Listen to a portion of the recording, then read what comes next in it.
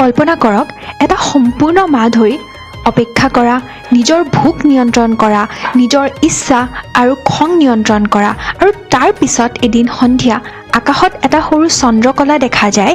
হঠাৎ সকলো মানুহে হাঁহে, ইজনে আনজনক আলিংগন কৰে আৰু কয় ঈদ মুবাৰক।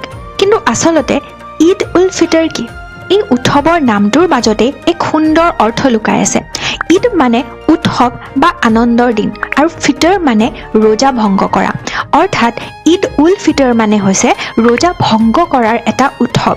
এই উৎসৱটোৱেই হৈছে পবিত্ৰ মাহ ৰমজানৰ শেষৰ সংকেত। কিন্তু মানুহে ৰোজা কিয় ৰাখে? ৰমজান মাহত মুছলমানসকলে প্ৰতিদিনে সূৰ্য উদয়ৰ পৰা সূৰ্য অস্তলৈকে ৰোজা ৰাখে।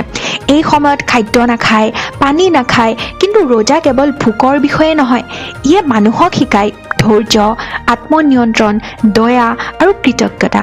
ইয়ে মানুহক বুজায় যিসকল মানুহৰ ওচৰত কম আছে তেওঁলোকৰ কষ্ট কেনেকুৱা। ঈদৰ আৰম্ভণি ক'ত হৈছিল? ঈদ উদযাপনৰ পৰম্পৰা আৰম্ভ হৈছিল প্ৰায় 1400 বছৰৰ আগতে। ই আৰম্ভ হৈছিল প্ৰফেট মহম্মদৰ সময়ত মেডিনা চহৰত।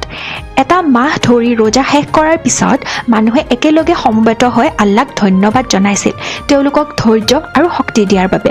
সেই সময়ৰ পৰাই এই উৎসৱ ধীৰে ধীৰে পৃথিৱীৰ বিভিন্ন ঠাইলৈ বিয়পি পৰিল। কিন্তু প্ৰতি বছৰে ঈদৰ তাৰিখ বেলেগ বেলেগ কিয় হয়? আপুনি হয়তো লক্ষ্য কৰিছে ঈদ প্ৰতি বছৰে একে তাৰিখত নাহে, কাৰণ ইছলামিক কেলেণ্ডাৰ চন্দ্ৰৰ ওপৰত নিৰ্ভৰ কৰে। যেতিয়া ৰমজান মাহৰ শেষৰ নতুন চন্দ্ৰকলা দেখা যায় তেতিয়াই ঘোষণা হয় যে পিছদিনা ঈদ। এই কাৰণে সাধাৰণ কেলেণ্ডাৰত ঈদৰ তাৰিখ প্ৰতি বছৰে সলনি হয়। ঈদৰ দিনা কি হয়? ঈদৰ পুৱা মানুহে নতুন আৰু ভাল কাপোৰ পিন্ধে আৰু একেলগে সমবেত হয় বিশেষ নামাজৰ বাবে। এই নামাজক কয় ঈদ চালাহ। নামাজৰ আগতে মুছলমানসকলে দান কৰে যাক কোৱা হয় জাকাত এল ফিতৰ। ইয়াৰ উদ্দেশ্য হৈছে যেনেকৈ সকলো মানুহে ঈদৰ আনন্দ ভাগ ল'ব পাৰে। নামাজৰ পিছত মানুহে এজনে আনজনক আলিংগন কৰি কয় ঈদ মুবাৰক।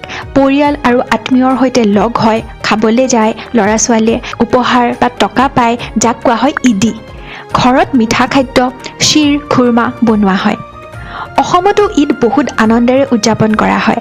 মানুহে মছজিদত নামাজ পঢ়ে, পৰিয়াল আৰু ওচৰ পাজৰৰ মানুহৰ সৈতে খাদ্য ভাগ কৰে। এই উৎসৱৰ একতা আৰু আনন্দে আমাক কিছু পৰিমাণে স্মৰণ কৰায় বিহুৰ সামূহিক আনন্দ। সেয়ে ঈদ কেৱল এটা ধৰ্মীয় উৎসৱ নহয়, ই এক স্মৰণ যে কৃতজ্ঞ হওঁ, ক্ষমা কৰোঁ আৰু আনন্দ ভাগ কৰোঁ। এইটোৱে হৈছে ঈদৰ আচল সৌন্দৰ্য। ঈদ মুবাৰক।